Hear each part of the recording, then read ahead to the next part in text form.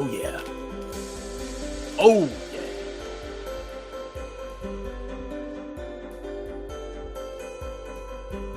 We'll be getting it poppin' in 1 to 2 minutes.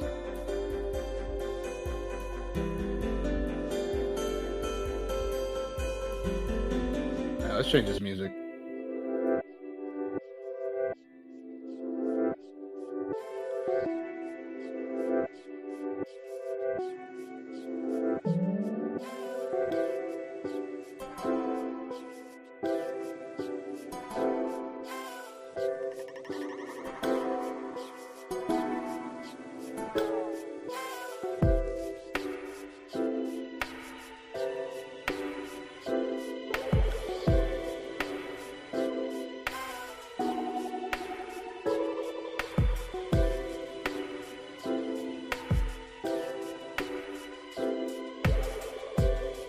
Oh, water's good. Oh, it's so good. Welcome to PopCorn Poppin. We shall be popping. I know we're popping pretty early. It's because I might be going to see a movie tonight. I'll explain later. But I think it's time to play you guys a little thingamabobba junior. A thingamabobba junior. I don't know which one it is, though.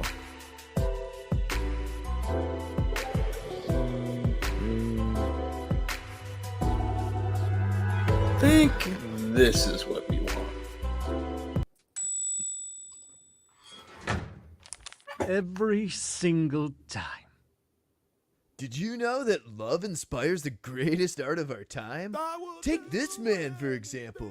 The greatest artist of all time. Meatloaf.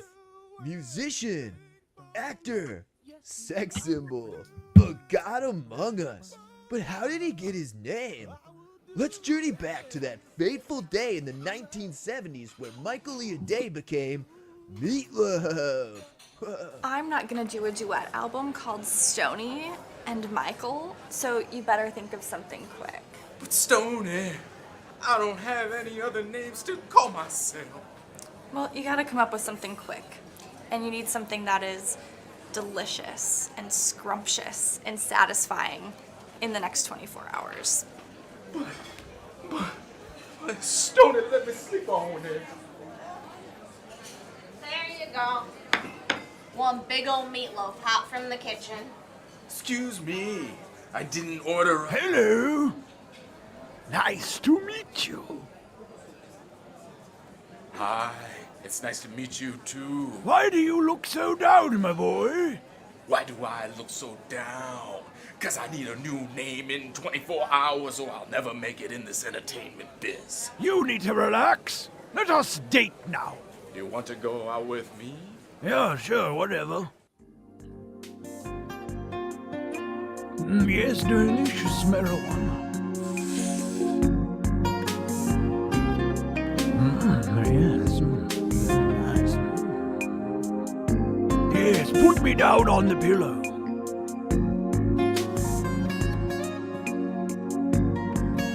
Where are you going?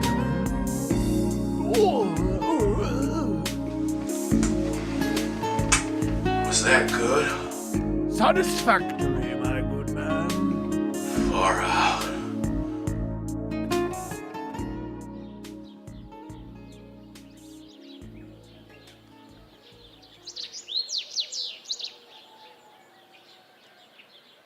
Dearest Michael, my job as your muse is complete. I hope the intertwining of our souls has given you enlightenment and a full stomach. And just like that, she was Gone? gone. What a beautiful meet cute. Just And now I want my artist name to be after hers. what was this angel's name? I don't know. I didn't ask. But she was a beautiful meatloaf. Wait, what? He fucked food, lady.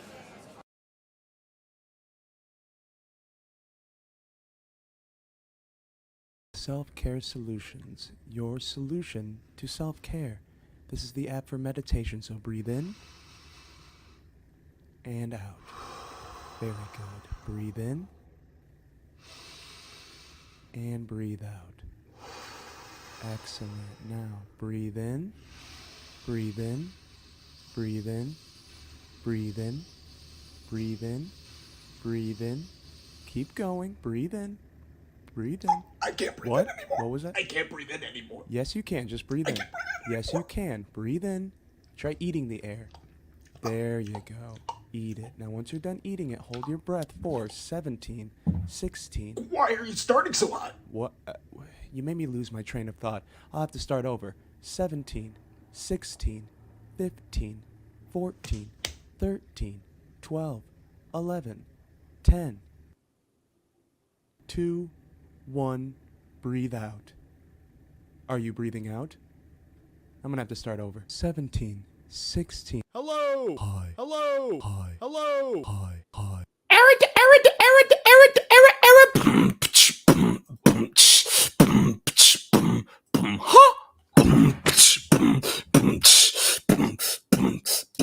Hello and welcome back to another week of Popping Corn. I am your host, the Popcorn Poppy. We're here to talk about some movies and stuff. What is Popcorn Poppin' Live, you may ask, and I shall tell you. Popcorn Poppin' Live is your weekly movie, TV, and streaming guide. You don't have time to figure out what there is to watch. There's too much content in the world, and you can't be wasting your time. So let me waste my time for you by watching all that looks vaguely interesting and advising you on what's poppin' and what ain't. We didn't have any new shows this week, so we're just going to go right into the new movies. And there's quite a few new movies. One, in fact, was The Killer, which is streaming on Peacock right now with Nathalie Emmanuel and Omar Sy. And oh my God, I almost forgot. We're going to be doing a timer. That way, if you hear the timer go off, that means I'm supposed to hurry up. And in this segment, I'm supposed to be taking 15 minutes and no longer. Here we go. If you remember this girl, you may remember her from Game of Thrones or from later Fast and Furiouses. She was quite fast and quite furious and quite unneeded, although I do like her a lot. Sincerely, I like her acting. She's sexy as hell. She's a good actress. I liked her in Game of Thrones as well. I was excited to see her whoop ass in this. To be honest, is it popping or not? I'm going to give it like a small with butter. It barely kept my attention. There were some cool action scenes, and I like her a lot. We do see John Woo return to make another movie again, which is pretty cool. It's cool that he directed this one because this is a remake off of an older film called The Killer with Chow Yun-fat. And both of them are about when a feared contract killer refuses to murder a young blind woman on the orders of her handler. Chow Yun-fat is a dude, so it'd be his handler. She finds herself hunted by old colleagues and a determined detective. The determined detective is Omar Sy, which you may remember from The Untouchables, or he played in Days of Future Past as well. Poppin' or not, I'd give it a small with butter. The only reason being I didn't finish it quite yet. I wasn't really invested in what I was seeing on screen. It's fun. You see a lot of flapping pigeons, which is one of John Woo's signature things. Usually it's doves, but you see a lot of pigeons in this because there's a lot more city. You can check it out on Peacock. It's fun. It's a good, perfect background movie. I'll tell you what. I will tell you what. You can watch it on Peacock right now. Next, Incoming. This I barely talked about last week because I didn't even know it existed until like 8 days ago when I found out that the Sherman brothers, who is it? Dave and not Chuck the Freak, Dave and something Sherman, who are writers for Always Sunny in Philadelphia, and they did the show The Mick with Caitlin Olsen, which was short-lived, but it was fairly funny. Comes their new feature film, which they wrote and directed, called Incoming, which is about their first week of high school, the biggest party of the year. Mistakes will be made as 4 teenage boys navigate a night of mayhem and debauchery. You've seen this movie 1,000 times, but you haven't seen a good one in a while. Everyone thinks it's Superbad or other movies like Superbad. There's not many, especially these days, there are not many good R-rated comedies, nor are there many R-rated comedies in general, especially with a higher budget. Here's one, and I gotta say, I'm gonna give it a large popcorn. It was popping. It was so funny. I was cracking up. I loved it. It was super, super fun. I thought the cast was a lot of fun. There are things that are funny for this plot that you've seen 1,000 times about freshmen just trying to make the funnest night of their lives. You know, this night will help determine the rest of high school, which is high school is the most important part of our lives, right? Wrong. But will they find it to be a fun night? It was a fun night for me. Maybe not for everyone involved. Specifically the Bond in the background. Anyways, Poppin', I give it a large popcorn. It's super dope. I really, really enjoyed it. Barely any complaints. Bobby Cannavale is in this. Cannavale, whatever. And he plays a teacher that decides to go to the party, which is weird, right? And they know it is. And it works. So it was dope. If you like movies like Superbad or Blockers or, you know, any high school fun party films, this one's for you. You can check it out on Netflix right now, incoming. Another good film that was released on streaming, which I honestly had a lower expectation of how much I would enjoy it, let alone be as invested in it, is The Supremes at Earl's All You Can Eat. Follows a trio of best friends known as the Supremes, who for decades has weathered life's storms together through marriage, happiness, children, and the blues. This stars Anjanae Ellis Taylor, who you may remember from Undercover Brother and also other films. Sanaa Lathan, I looked that up, by the way. That is how you pronounce her name. Playing a younger version of Sanaa is Tati Gabrielle from You, and also, not You, but You, the television series, and also Sabrina. She's the black girl with the really, really short blonde hair in that. Really good in this. She has like a Marilyn Monroe voice. But no, seriously, good acting. Good acting from all, including Uzo Aduba, Mikael Pfeiffer, and Julian McMahon. Julian McMahon was hardly in this. You know, the dude from Nip Tuck. Poppin' or not? Poppin'. Give it another large. This week is full of large corns this week. This is not a feel-good movie necessarily, but it's like a movie you would see in the late 2000s, early 2010s. Really hard drama that shows you years into the life of best friends. Really good best friends that play very well off of each other. Good chemistry. Excellent, excellent acting. I can see some noms happening in this, but I don't hear anyone talking about this, nor have I seen any fiery chatter go on online for it, which it really deserves to be. So if there are movies that I can't recommend enough for you to stream this week that are new, it is incoming on Netflix and The Supremes at Earl's All You Can Eat on Hulu. This is a comedy. This is a drama. The only reason I don't give it butter on top is because there's one like maybe murder part that didn't make any sense. But they walk away from it very quickly. It kind of took me away from the film though. But also it's not a feel-good movie. Now, don't get me wrong. Schindler's List, I would say, is like a perfect film, large with butter, and it's certainly not a feel-good movie. But you know what I'm saying. This just, wasn't feel good enough. This wasn't feel good. This isn't feel good. But it's feel good. There's comedy bits in it. I laughed in it. It's just, it's heavy. It's a little heavy. But you can check this out on Hulu right now. In theaters, we're going to start off with The Crow. Why didn't I put The Crow as the cover photo? Let's start off with the fact that when I was a kid, I liked The Crow only because everyone else did. When I got older, I decided to try to rewatch it. And I was like, I don't know about this movie. I don't think I like it too much. And I only made it like 12 minutes in and I thought it was a piece of shit.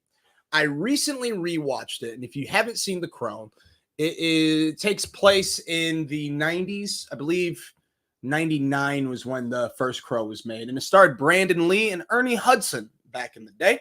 You can watch the original. I want to say it's on Prime. I'm not positive. I'll double check that in a little bit. But the original Crow, when I rewatched it, the same thing. The first few minutes, I'm like, I don't know if it's going to be any good. Now, without talking about the production of the film, when you watch the film, it's certainly dark, like literally dark, but also dark. Like kind of how Batman was dark and it introduced a certain feng shui to film. It definitely had a certain style. And I didn't know if the style was working or not, but it eventually worked out for me. Brandon Lee was very good in it, a.k.a. Bruce Lee's son. This production went through a lot of hell, actually. It was already a nightmare, losing sets to hurricanes, rampant cocaine use amongst the cameramen. Weather was freezing so bad that a blowtorch camera rails, and production was shut down by the accidental death of Brandon Lee.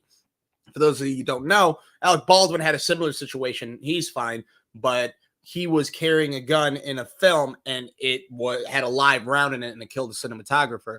Same sort of thing happened with Brandon Lee. A gun went off, and it killed him.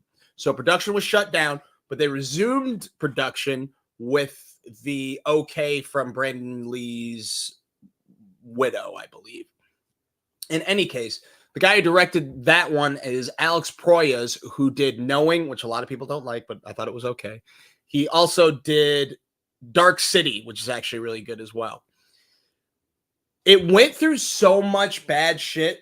He didn't finish all of his scenes, so they had to use stunt doubles to do scenes like around Brandon Lee's character. And it worked. It really worked. They did some stuff where you're like, I can tell that isn't Brandon Lee, or I can tell this isn't him in the actual scene. And they used like a shot of him nodding that they used for one scene and they inserted into another. But in any case, I would give that one like a medium. It was honestly very impressive how they could make a film when their star died in the middle of it. So I liked it a lot. Let's talk about today's The Crow, starring Bill Skarsgård. In this modern reimagining, definitely a reimagining of the 1994 cult classic, The Crow soulmates, Eric and Shelley are brutally murdered.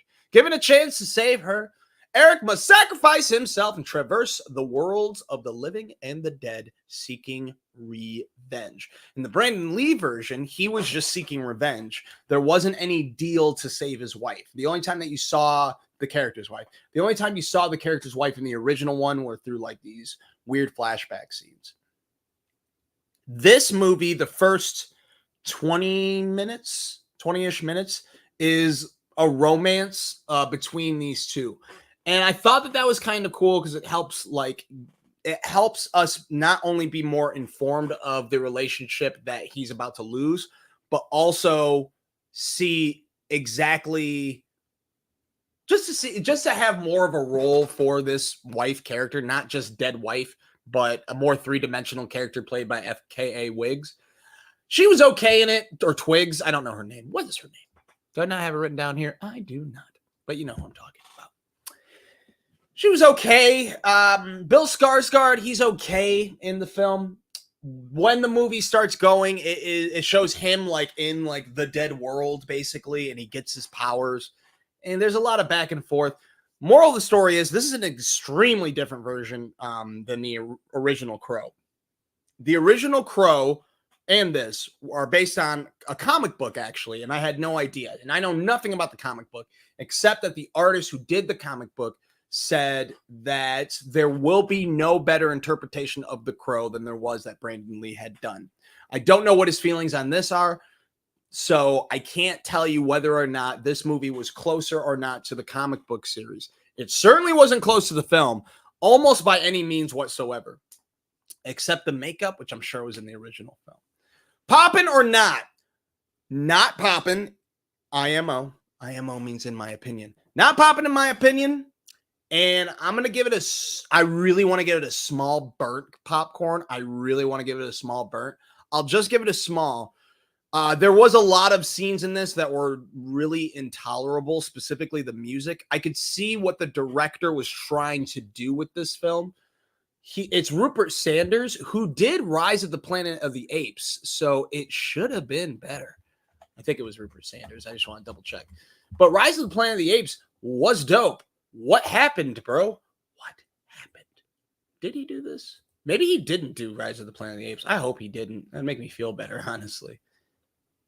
No, I got the wrong guy. This guy did Snow White and the Huntsman, which I thought was okay, and Ghosts in the Shell, which I could not finish. So yeah, maybe this is just a bad director. Yeah, no, I didn't like this movie almost at all. I thought the action scene, specifically the stairwell scene in the opera, was A1, but that's literally it. Not good. It's just not good. I didn't care for any of the sappy romance shit. it chose an avenue and it stuck with that avenue. This takes place in Detroit, and they could have made Detroit look worse, I suppose, but they couldn't have made this movie look any worse. So, like I said, they did some stuff that I kind of dug, specifically that opera action scene. I didn't care for the villain. I liked the demons. There's a demons part that takes down a body. I won't reveal too much. And no. So if I were to recommend something to see in theaters, I would not recommend this. I don't. I definitely don't. I did not like it. I think I've expressed that enough. All right, moving on to the final movie that was in theaters, which was Blink Twice, starring Channing Tatum, directed by Zoe Kravitz. When tech billionaire Slater King meets cocktail waitress Frida at his fundraising gala, he invites her to join him and his friends on a dream vacation on his private island. As strange things start to happen, Frida questions her reality. So, budget-wise, number one, big box office-wise, number one at the box office was Deadpool and Wolverine again. I don't remember what number 2 was. Maybe Alien Romulus again. This was number 3 or 4, and The Crow was like 8. It tanked at the box office. This is a $20 million budget that opened to $7.3 million, which is, they say it was worse than what they thought it was going to be. I thought it was better than it was going to. I was surprised to see people in the theater, to be honest. I haven't heard anyone interested in this film. The cover alone, I was like, I'm judging this movie harshly. I'm judging it by the poster, at least. And then I watched 15, 20 seconds of the trailer. I'm like, this looks pretty good. It's got a pretty cool cast. I like that Christian Slater was in it, even though Christian Slater did not fit in there at all. Haley Joel Osment was intriguing, but he was just kind of just there. And the dude from Scary Movie 3, the main guy, and Red Rocket, he was in it too. He was very good. The main star, Naomi Ackie, I am probably pronouncing that wrong. Never seen her work before. She did a fairly good job. This is a thriller, and it's a mystery. The first half is like fun and excellent cinematography. We got to wrap this up. Excellent cinematography. If there's one thing I can hand to Zoe Kravitz is that she really, really knew how to go exactly for her vision, and it looks like she executed it beautifully. Colors really popped in this. The editing was really dope. Aaliyah Shawkat is in a lot of the movie, and she's really good as the best friend. And you don't know what's going on. You know they're partying, and you know something is wrong, but you can't quite put your finger on it. And I won't reveal what is wrong, but I will give you that the comparison is to other films that we've had. This is kind of a narration not only on Hollywood, but also on how women are treated in general, especially those in the public limelight or whatever. Basically news of certain things. Maybe it's not enough to just say sorry. And it also goes a different route of how society chooses to forget something and move on when forgetting may not be the best route to do, and it may not be the most forgiving thing to do as well. Forgetting is not forgiving, and yeah, you get it. That's the message. Robin Floyd says Blink Twice had a really cool title card shot. Oh my God. Oh, thank you, Robin Floyd. Absolutely correct. Thank you so much for mentioning that, because I forgot to write that down. I don't know. It seems like a weird thing to mention, but so the poster is taking a picture. Christian Slater takes pictures throughout the movie. And the first time a picture is taken, we've met all of our characters. And I think that we're at the setting. By the way, it takes place most of the time in one setting, which is something I dig. But when they take the picture, remember cameras like this? Probably not the kiddos that were born after the year 2000. But when you do it, a flash happens. And when you see that flash, it says Blink Twice for half of a second. And I fucking loved that. When I saw that, I'm like, you know what? I think I'm going to like this movie. She makes a lot of really, really good choices as a director. So I really, really dug it. So is Zoe directing another film? I'm not sure, but she should. This was an excellent debut for Zoe Kravitz. I'm not going to lie. When I saw that Channing Tatum was the main antagonist. Spoiler alert, he's the antagonist. If you watch the trailer, you realize in 4 seconds that he's the antagonist. And I think the trailer made a mistake saying a certain thing. Don't watch the trailer, go into this movie blind. I like Channing Tatum, usually in comedy, though. I don't take him very well seriously.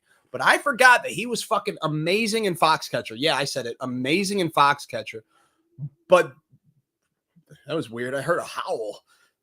Like a whoo. I think it was a truck, though. Anyways, now in this film, there's one scene in particular where he shouts, "I'm sorry," a bunch of times.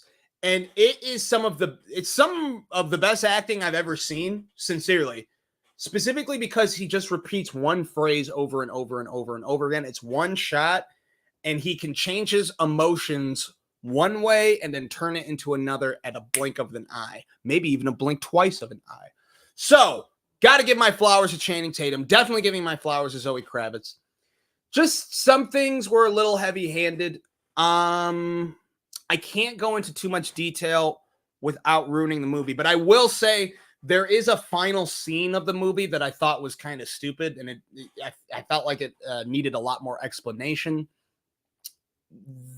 There was a lot of almost fantastical scenes that didn't really match what was going on, or I didn't buy what was happening.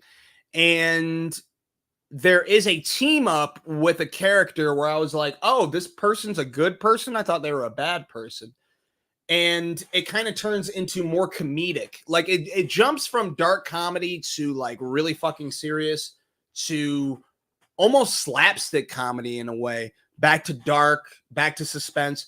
So I gotta say that's more of a compliment, though. I kind of like movies that switch genres like that.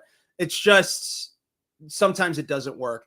There is one character, by the way, that would represent an enabler, and I thought that character was really, really fun.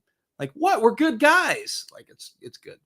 So, it is popping. I'm going to give it a medium with butter, which is good.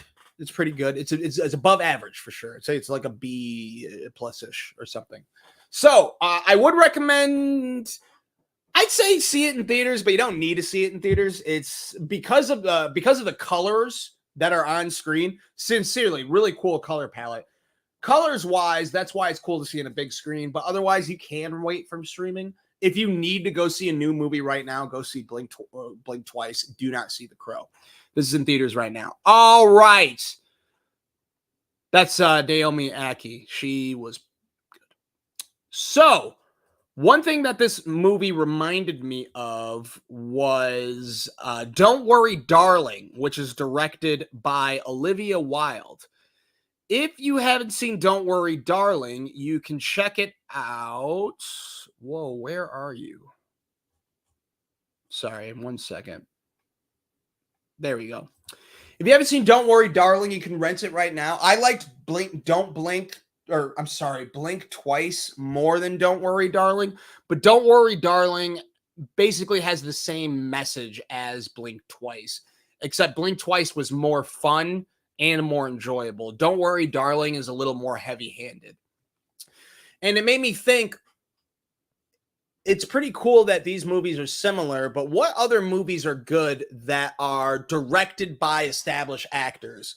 So you do have people like Orson Welles, Woody Allen, Kenneth Branagh, Charlie Chaplin, and Albert Brooks, who write, direct, and star in their films, but they started off doing that. They started off doing every aspect.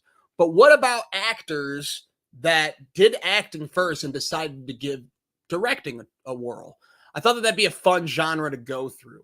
So we have Zoe Kravitz with an excellent debut doing Blink Twice. We have Olivia Wilde, who recently came out with Don't Worry, Darling, which you can rent right now.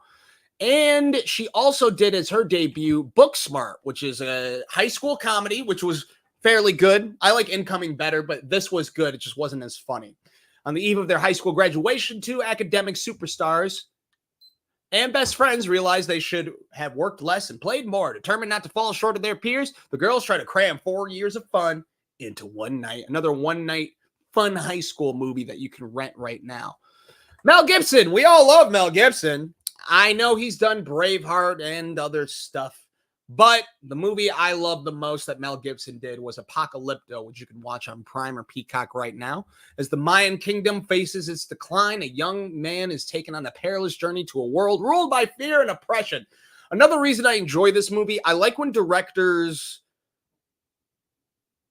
Zoe Kravitz isn't in Don't Blink, and I thought that was a good decision. I do like a little bit of an Alfred Hitchcock cameo, but I don't like an M. Night Shyamalan cameo. That's too heavy. Just a little blink, and you'll miss it thing. But Mel Gibson didn't do that at all in this, and neither did Zoe Kravitz. So I do dig when actor-directors are like, no, this is their film. I don't want to be in front of the camera. I want to be behind. And that's kind of one reason why I liked Apocalypto a lot. Sidney Pollack, excellent director, fairly good actor. You may recognize him from some things. And honestly, he might have started off with some writing and directing, but he is a fantastic director that did Jeremiah Johnson with Robert Redford, which is about a mountain man who wishes to live the life of a hermit, becomes the unwilling object of a long vendetta by the Crow tribe, and proves to be a match for their warriors in single combat on the early frontier. Sounds boring, but it's very, very well made. If you want to see a movie about Robert Redford living off the fat of the land, and also a movie where this famous GIF is from, you can rent Jeremiah Johnson right now. Another film that Sidney Pollack did that you may think looks familiar is The Firm with Tom Cruise and Gene Hackman. A young lawyer joins a prestigious law firm only to discover that it has a sinister, dark side. You can watch this on Prime and MGM+. This is a really good, conspiracy film. Check it out. Bradley Cooper. There we go. Did A Star Is Born. I know most of us have seen that. I loved this movie. I just didn't like the peeing scene. I thought that was one step too far. I understood the decision, but it kind of brought me out of the movie a little too much. And don't get me wrong, I really like Bradley Cooper, but both films that he directed are such heavy pleas of, give me an Oscar, please.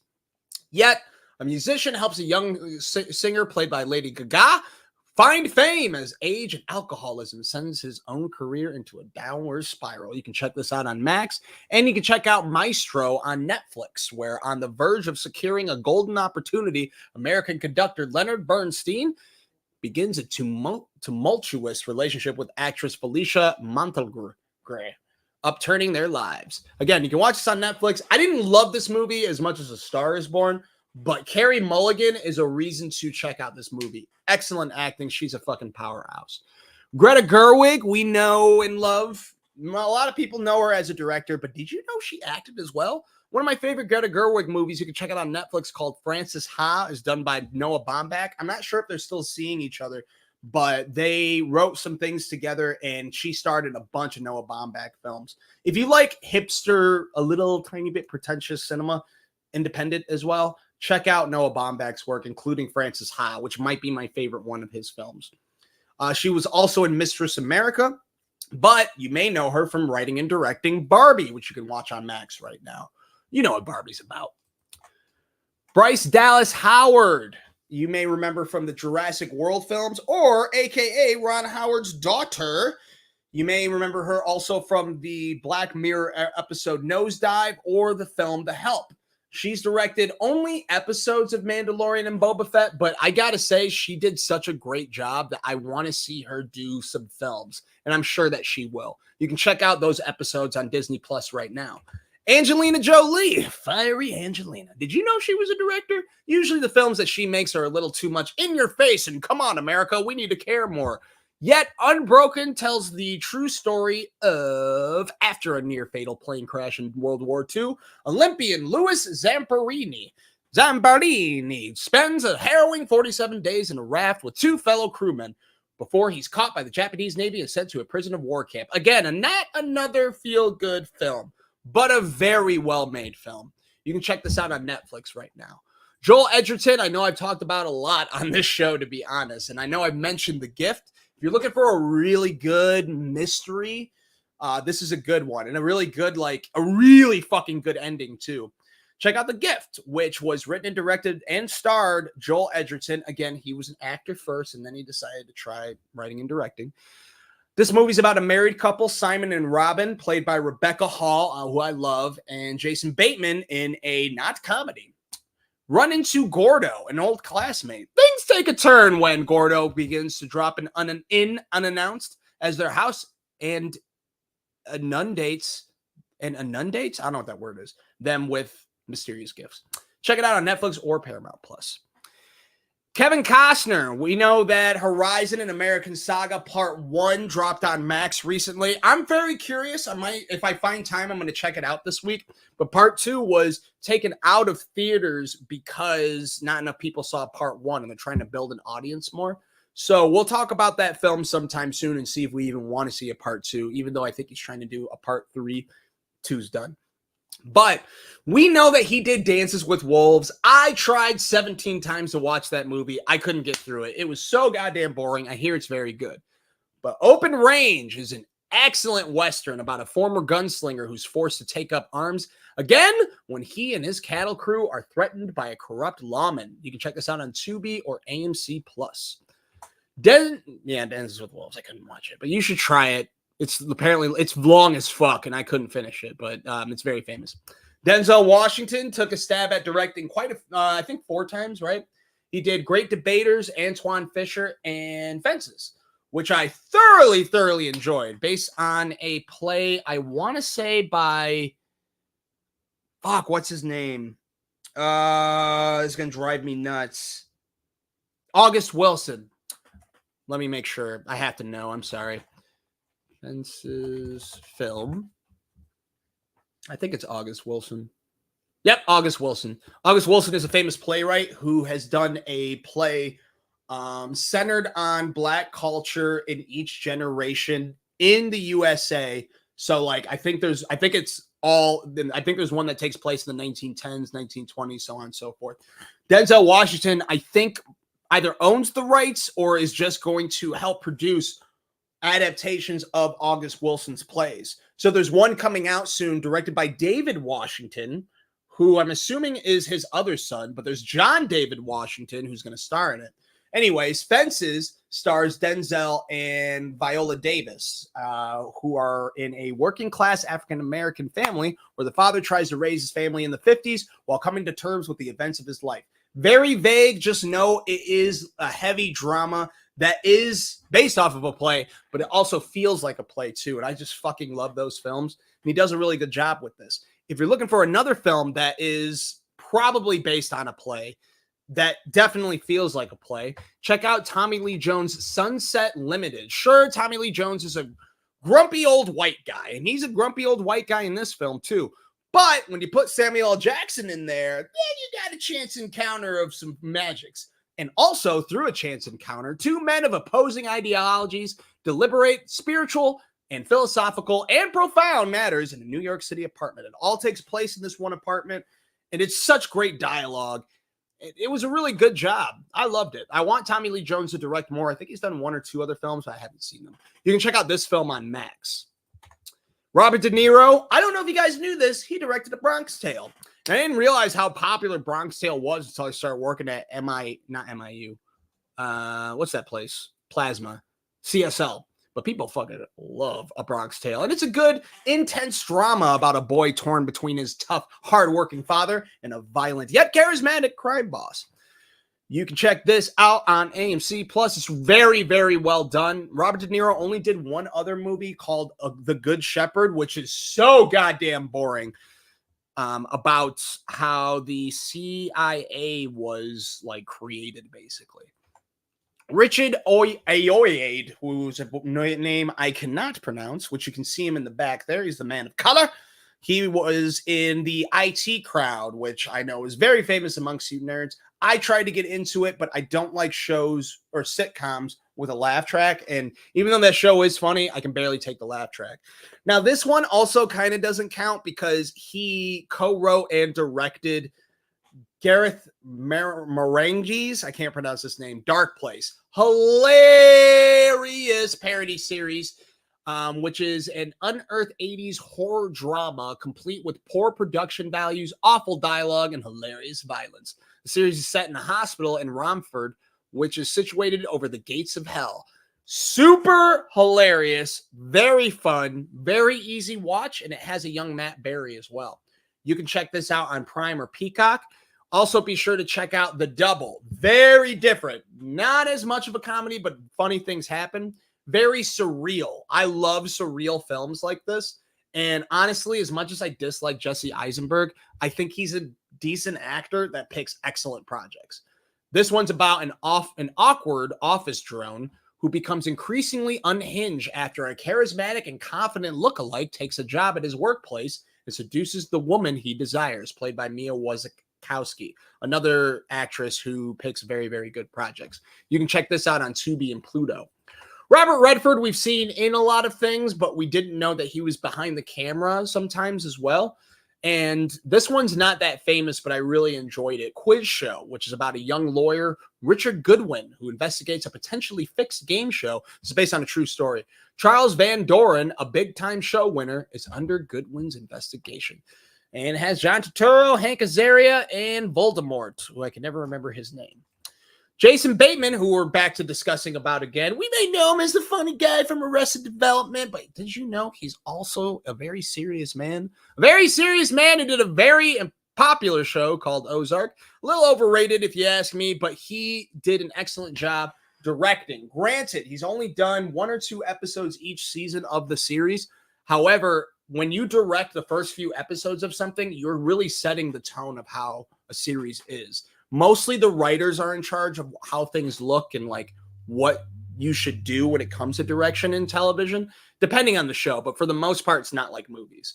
Yet I think that he helped set the tone very well with this. He also directed 1 or 2 or 3 episodes of The Outsider, which is a horror mystery, which stars Ben Mendelsohn and Cynthia Aviro, when an insidious supernatural force edges its way into a seemingly straightforward investigation into the gruesome murder of a young boy. It leads a seasoned cop and an unorthodox investigator to question everything they believe in.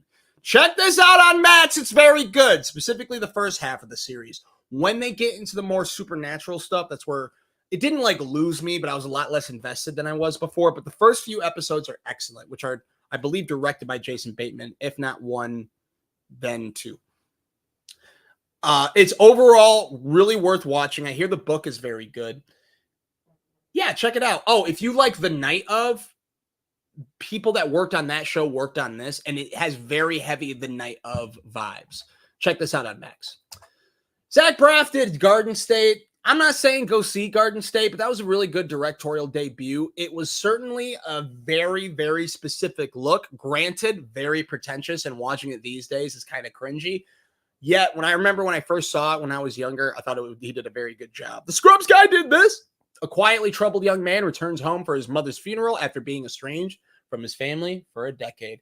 And I fucking love Natalie Portman. I'm a big Natalie Portman fan. You can check this out on Max and Hulu. You don't have to, though. I would say if you want to see something a little more fun, I don't have the picture. Check out Going in Style. This is not Going in Style. Going in Style stars Morgan Freeman, Michael Caine, and a couple other people. Desperate to pay their bills and support their loved ones, lifelong pals Willie Davis, Albert Gardner, and Joe Harding risk it all by robbing the bank that absconded with the pension money that they earned from working there for years. You can rent that through streaming. Remember Beetlejuice or Batman? Well, Michael Caine did direct a couple times. One movie in particular that I really enjoyed that I watched when I was really under the weather a week or 2 ago was Knox Goes Away. This was recommended by my grandpa, actually. When a contract killer has a rapidly evolving form of dementia, he is offered an opportunity to redeem himself by saving the life of his estranged adult son. Excellent film. I'm going to say excellent. Very, very well made. It is a story that you've kind of seen before, but it's still really, really good. Al Pacino's in this, and I love Al Pacino. Even old Al Pacino can still act really well. Granted, he's always sitting down, and you're like, what an old actor thing to do. But hey, he's Al Pacino. He's proven enough. But a surprisingly excellent performer comes from Cyclops himself, James Marsden. This is the best movie I've ever seen him acted in. I've always liked James Marsden, but it's usually like, oh yeah, I like that guy. Never, wow, what an amazing actor. No offense to him, but I've never seen anything that he wowed me in. He wowed me from this film. So check this one out. Knox Goes Away on Max. Did you know Forrest Whitaker directed Hope Floats, First Daughter, and Waiting to Exhale? Well, guess what? He did. If you want to watch four friends navigate through careers, family, and romance as they bond over their shortcomings in their love lives, namely the scarcity of good men, then look no further than Waiting to Exhale on Tubi and Hulu. It's a good movie. Not many people knew that Forrest Whitaker directed it, but he did. Tom Hanks did a few episodes of Band of Brothers, which you can watch on Max and Netflix. Excellent series. One of the best miniseries ever. And really good war miniseries as well. Has a bunch of stars in it too. Like that's Michael Fassbender on the left, Damian Lewis in the middle, and Tom Hardy on the right. Simon Pegg makes an appearance. David Schwimmer's in a couple of episodes. Very good miniseries. I don't know if I count Sofia Coppola because, you know, she's Francis Ford Coppola's daughter. Like, how much did she act in only Godfather 3, probably. But I still included her in this specifically for the second film that we're about to talk about. Lost in Translation was a tad overrated, but it did give us a cool opening shot. Specifically, great acting by Bill Murray and not a, like, ridiculous comedy. I want to say this was one of our more successful looks into Bill Murray's dramatic acting, and I think he did a very good job in it. Scarlett Johansson. Fading movie star falls for a lonely young woman in Tokyo. You can check this out on Max. But a really good movie that I watched again for the first time. It felt like the first time because I did not remember it when I watched it as a kid. Virgin Suicides. Heavy subject, but really good. A group of male friends become obsessed with 5 mysterious sisters who are sheltered by their strict religious patterns in suburban Detroit in the mid-1970s. You can rent this right now. Regina King, I've talked about A Night in Miami so many times, but you should check it out on Prime, about a fictional account of one incredible night where icons Muhammad Ali, Malcolm X, Sam Cooke, and Jim Brown gathered discussing their roles in the civil rights movement and cultural upheaval of the 60s. Check this out on Prime, and if you're curious, the juxtaposition of her directing and another director, check out a miniseries called A Man in Full, which I talked about on here, but it has Jeff Daniels. She directed 2 or 3 episodes. Those are the best episodes of the series. The rest of it, it didn't have to be part of the show. But check out A Night in Miami on Prime anyway. As we all know, Donald Glover can almost do no wrong, but to be honest, he is an excellent director. And Atlanta, you got to watch. Excellent Twin Peaks for Black people. You can check out on Hulu. It's like 4 or 5 seasons long. Also, I have Mr. and Mrs. Smith. By the way, he didn't direct every episode of Atlanta, but he definitely helped. He's the showrunner of it, and he directs a few episodes. He does a really good job. And a lot of the episodes are like vignettes. They're all small movies, so that was cool. He did episodes of Mr. and Mrs. Smith, which you can watch on Prime, along with Swarm as well. Swarm was okay. I really enjoyed his episode the most, which was the pilot. The rest of it, it's wild. Really good horror series, actually, but a little too much. Dominique Fishback, very, very good. You can check them both out on Prime. As you know, also he will be doing Bando and the New World, which is not only an album that you can listen to right now, which is an excellent final album from Childish Gambino. Final album, we'll see. Yet, this is his first feature film that he did not write, but he did star in and direct. No release date has been set for Bando and the New World, but it's supposed to be coming out this year. Ben Affleck, I love The Town. It's one of my favorite movies. It's about bank robbery. That's all you need to know. All right? Blake Lively's in it. She's actually really good. Rebecca Hall's in it. She's always great. And so is Jeremy Renner. He's pretty good. Oh, John Hamm. I love John Hamm. Anyways, Rent and Own The Town. One of my favorite bank robbery movies ever. Danny DeVito. Excellent director. Now we're getting into like some of my favorites. All right. Danny DeVito is an excellent actor-director that brought us the original Matilda. I'm not going to tell you what it's about. If you haven't seen Matilda yet, you should go see Matilda. I think this rendition and the musical are both on Netflix.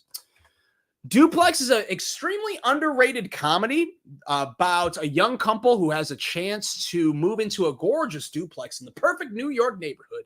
All they have to do is bump off the current tenant, a cute little old lady. This has Ben Stiller and Drew Barrymore. Really funny movie. I loved it. Jordan Colbertus and his kids watch Matilda religiously. Why don't you, America? Why don't you? Did you like the musical, Jordan? Let me know. I liked it a lot. I still like the original more. But as a not fan of musicals, I was surprised how much I liked Matilda. Anyways, check out Duplex by renting it. Danny DeVito also directed War of the Roses, which you can rent right now. This is one of my favorite married couple films, and I really like that genre of film. Duplex is amazing, says Jordan, and the musical of Matilda was good. Good shit.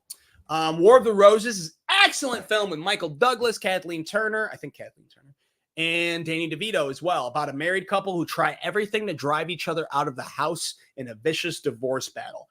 Excellent film, so funny, dark comedy. Rent it right now. You can also check out Throw Mama from the Train is a movie that he did as well with Ben Stiller. Dark comedy too. Great cinematography that you can watch on Tubi and Pluto. But he also did Death to Smoochie. I liked this movie. Dark comedy with Robin Williams saying fuck a lot too. And Edward Norton. A kids show host, Rainbow Randolph, is fired in disgrace while his replacement, Sheldon Mopes, a.k.a. Smoochie the Rhino, finds himself a rising star. Unfortunately for Sheldon, the business of kids television isn't all child's play. You can rent this right now. And I think that's all that Danny DeVito did. 1 second while I open up my second banner. In the meantime, one of my couple movies is Money Pit. I never watched Money Pit. I hear good things. And Throw Mama from the Train is indeed a classic. Harold Ramis, you may remember as EGOT from Ghostbusters. This is another, technically he started off as a writer-actor, but he directed later. So whatever, we're going to count it. He wrote or co-wrote the Ghostbusters, Stripes, Animal House, a lot of classic comedies. But he directed some dope ones as well, like my grandpa's favorite movie, The Ice Harvest. Not everyone's cup of tea, but I do enjoy it a lot, about a shady lawyer played by John Cusack who attempts a Christmas Eve crime. Christmas Eve crime? I love Christmas Eve crime. I might make a short film about Christmas Eve crime, hoping to swindle the local mob out of their money. But his partner, a strip club owner, might have different plans for the cash. You can rent this right now. Very funny. Fun one-night Christmas Eve movie. He also directed Groundhog Day. You know Groundhog Day. You can watch this on Tubi. And he also directed Bedazzled, extremely underrated comedy with Brendan Fraser and the very sexy Elizabeth Hurley. Hopeless dweeb Elliot Richards is granted 7 wishes by the devil to snare Allison, the girl of his dreams, in exchange for his soul. Check this out. Rent it. If you haven't seen it before, it is a great movie. Jordan, you saw Ice Harvest? Not many people have. I'm glad you like it.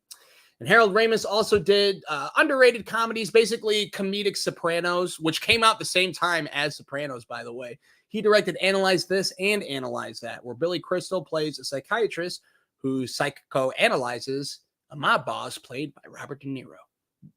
What's more Robert De Niro than this cover?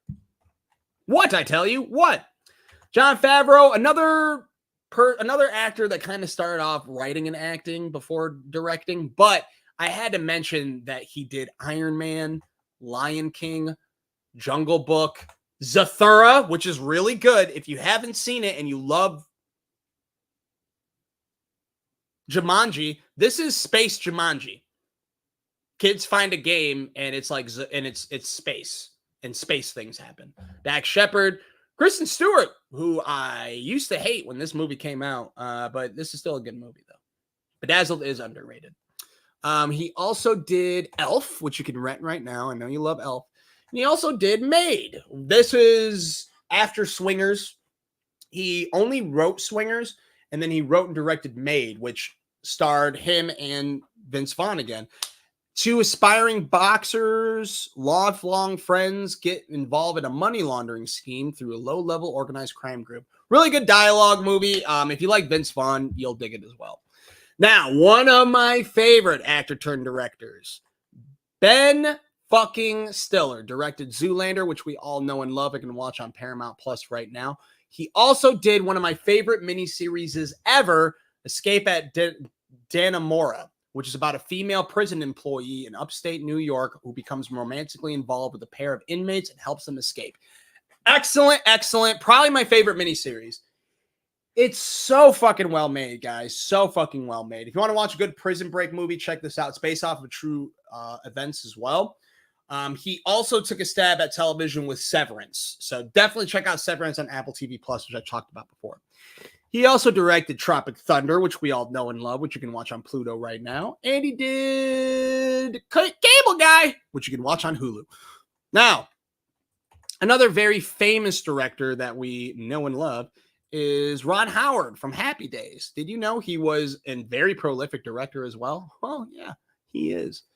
He did Apollo 13, which you know about. I don't need to tell you what it's about. You can rent it right now. A Beautiful Mind, which is an excellent film about a mathematical genius, John Nash, played by Russell Crowe, who made an astonishing discovery early on in his career and stood on the brink of international acclaim. But the handsome and arrogant Nash soon found himself on a harrowing journey of self-discovery, along with his wife, played by Jennifer Connelly. Also has Ed Harris. I feel like I'm missing someone else. Oh, Paul Bettany, actually. Good film. Very, very good. You can rent it right now. How the Grinch Stole Christmas. Excellent. Excellent. Disney Plus.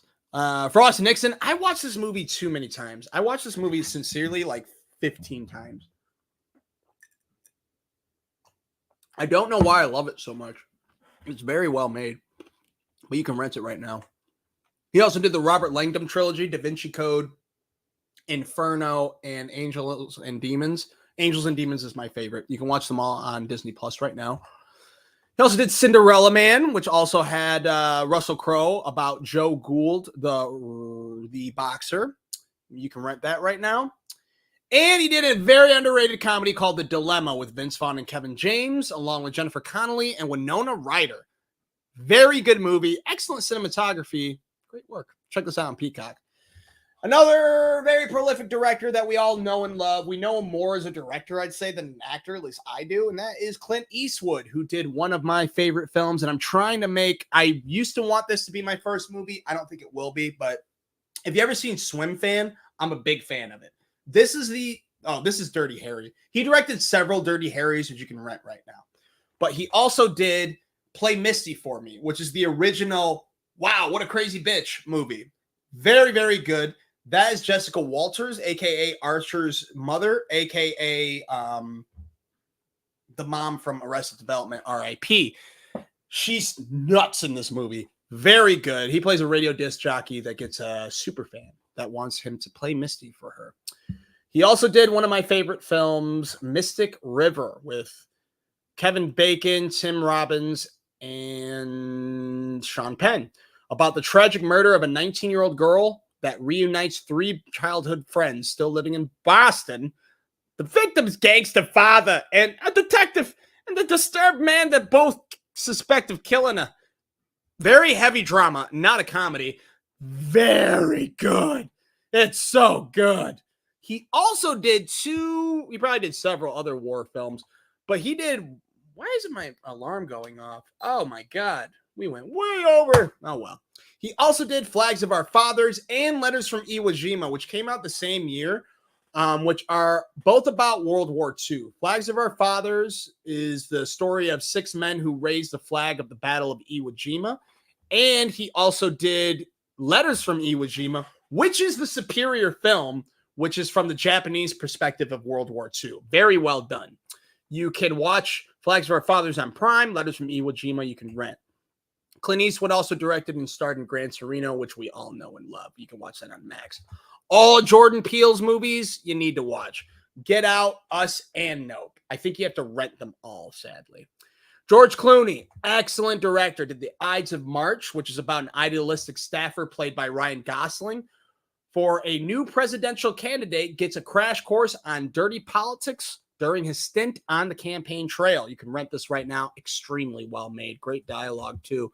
Confessions of a Dangerous Mind is one of my favorite films as well. The direction is out of this world. This is George Clooney's first directorial debut. Stars Sam Rockwell as Chuck Barris, where this is an adaptation of his memoir in which he purports to have been a CIA hitman. He's also the host of The Gong Show. And Good Night and Good Luck. So good. About Edward R. Murrow trying to take down Senator Joseph McCarthy during the Red Scare. Very good. Very interesting part of history where Hollywood was blackballing people and America was turning on each other, basically. Let's get into some news. Fede Alvarez, who directed Alien Romulus, said, fun fact, I was playing Last of Us 2 while writing Alien Romulus. The story of a pregnant Dina made me think of the character. Sorry. All right. Made me think of the character. Then I cast Isabella Merced to play Kay. A year later, she gets cast to play Dina on the HBO show. True story. Thought that was kind of interesting. There is a new Salem's Lot movie that is going directly on Max. They were going to deliver it in theaters, but they're going straight to Max. Probably a bad sign, but still. You can check this out. It's directed by Gary Dalberman, who did The Nun 1. I'm sorry, he wrote The Nun 1. He wrote It Chapters 1 and 2, and he wrote all the Annabelles. He did direct Annabelle Comes Home. So if you like Annabelle Comes Home, maybe this movie will be for you. But you can rent the original Salem's Lot, the 1979 version, through streaming right now. I'm thinking about making another Anaconda movie, which would be super dope. But they are talking, early talks include Jack Black and Paul Rudd. Too funny. Where you're going is too funny. I get that Anaconda is supposed to be a fun horror movie. This is a little too fun. I love these two, as you guys know. But I don't know about this casting. Ted Lasso is returning. That's right. It's true. They're working on season 4, and they got new contracts for 3 cast members. Brett Goldstein, who plays Troy Kent, who is also a co-creator of the show. He writes for it. Along with Hannah Waddingham and Jeremy Swift, who plays Leslie Higgins. So be sure to be on the lookout for that. You can catch up on Ted Lasso right now by checking out Apple TV+. I'm okay with this. I fucking hate shows, rappers, artists, anything that say this is the last one and then they do more. Like, don't do that. And I didn't like that Ted Lasso did it. Having said that, I did not like the final season at all. I really disliked it. I was okay with how it ended, but I didn't like that last season. So I'm okay with them having another one. James Spader as Ultron's returning. I love his Ultron, and I love James Spader.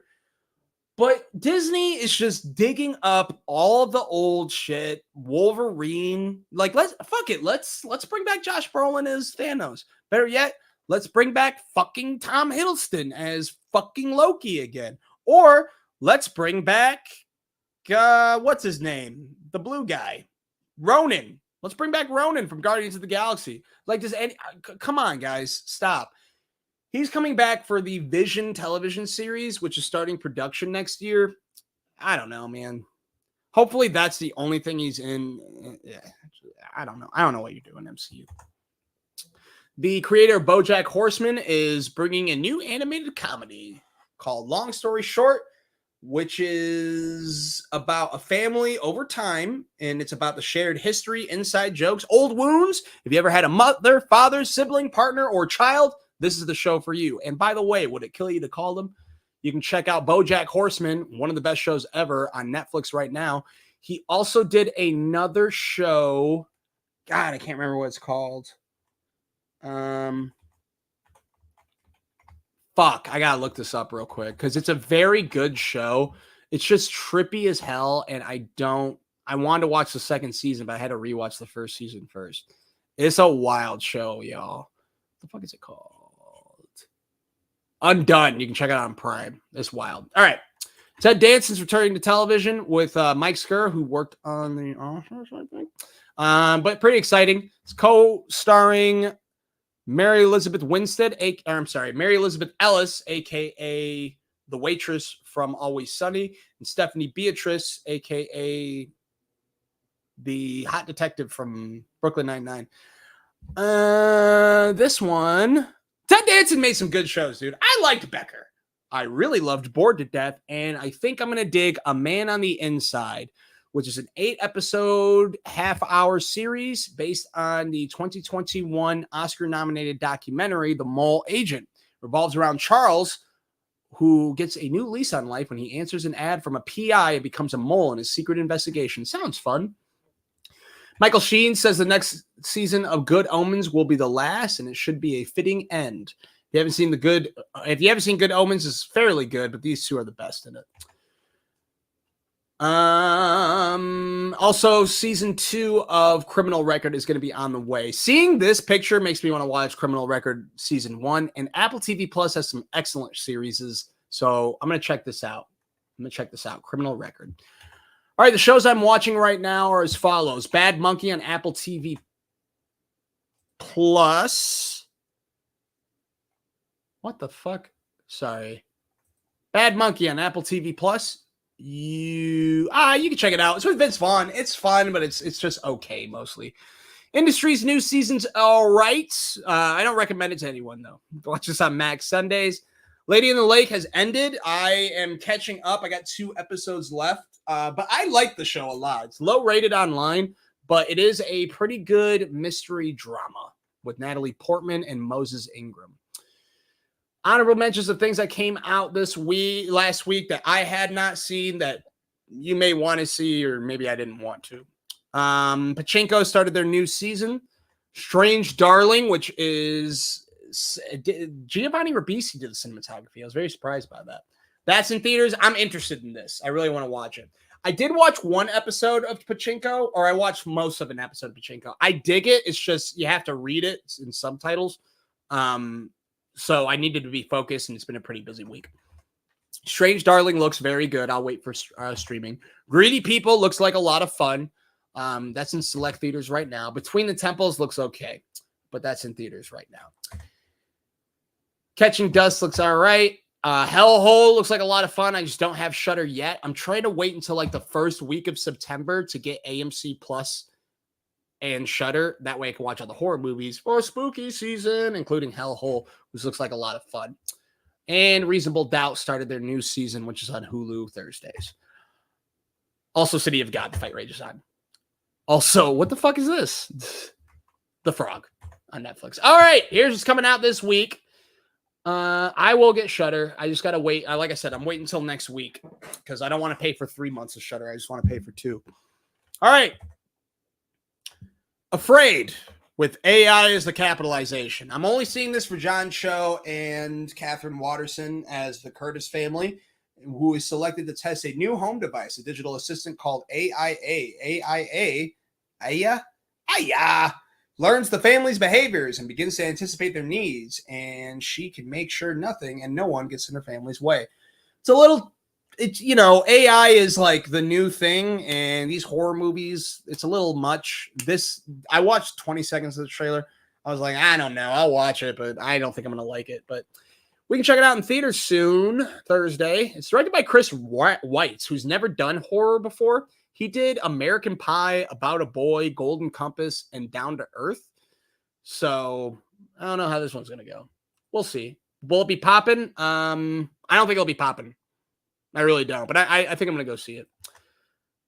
Other movies in theaters this week is Slingshot with Casey Affleck and Lawrence Fishburne and Frenchie from The Boys. I haven't watched the trailer, but it looks like an interesting space mystery. I am going to wait for streaming just in case, because Casey Affleck's hit or miss for me. But this was directed by Mikkel Hafstrom, who did Outside the Wire, which you can watch on Netflix, The Right, which I haven't seen, Derailed, which is a fairly good Clive Owen, Jennifer Aniston mystery, which you can watch on Tubi, and 1408. Excellent film that you can watch on Starz right now. Reagan with Dennis Quaid is in theaters Thursday. I am 0% interested in this. You gotta believe. This looks like a feel-good movie. I'm not going to see it, but you can watch it in theaters Thursday. 1992 with Tyrese. I've talked about this movie before, but it's broadening its theater expansion this week. So be sure to check out Tyrese versus Ray Liotta in the LA Uprising. If I have time, I'll see this. I don't think I'll have time, though. Looks really good. Check out the trailer. And streaming this week is The Deliverance with Andra Day, Glenn Close, Anjanae Ellis-Taylor, Omar Epps, Caleb McLaughlin, and Monique, about an Indiana family discovering strange demonic occurrences that convince them that their community and the house is a portal to hell. What's really interesting about this is that Lee Daniels did this. He's not done horror before either. So we'll see how this goes. Hellhole, Jordan Colbert has said it was really good, or amazing, sorry. Also streaming this week is Terminator Zero. I'm very excited about this animated Terminator series that is not it takes place in the Terminator universe, but I don't think we need to see all the Terminators to understand it. But it's got a really good cast of voice actors. Chaos with Jeff Goldblum, a darkly comedic and contemporary reimagining of Greek mythology, exploring themes of gender politics, power, and life, and the underworld. 6 humans learn that they are parts of an ancient prophecy, and Jeff Goldblum plays Zeus. So it sounds interesting. Only Murders in the Building returns to Hulu Tuesdays. English Teacher looks pretty funny. That is on FX Monday, next Monday. And I'm assuming that means Hulu the following day. Rings of Power returns to Prime Thursdays. I don't know, man. I couldn't get through the first season, but I do like Lord of the Rings. I just think this show's very boring. If you have kids, a new rendition of Kalulu. I never know how to pronounce this kid's name. The Dying Boy. They're doing another one on Peacock Thursday. Docu-series called Horror's Greatest, which is which talks about the great horror films of our time, is going to be on Shudder Tuesdays. I'm excited. I'm going to be watching this, I think. Also, Adam Sandler's new stand-up comedy special, Love You, will be on Netflix tomorrow. Oh, sweet. Tomorrow's going to be dope. Directed by Josh Safdie, so that's going to be fun. All right, what I'm watching this week, Afraid, I guess. I'm not afraid at all. But I might not watch it, guys. I really might not. But that's the biggest movie that's coming out this week. I'd rather see 1992. The Deliverance I'm watching on Netflix. Terminator Zero I'm watching on Netflix. Chaos I'm watching on Netflix. Goddamn Netflix. Only Murders in the Building continues on Hulu. I'll be watching that. English Teacher I'll be giving a shot, which will be on Hulu. And Horror's Greatest will be on AMC Plus. And Adam Sandler Love You stand-up special on Netflix. All right, that is it. Thank you very much for watching. Longest episode in a long time. Sorry. The timer, it didn't go off. I'm going to blame the timer. Not me. I'm perfect. Hope you guys enjoy your week and get ready for spooky season, y'all. I got some tricks up my sleeve and time has opened up for me. Well,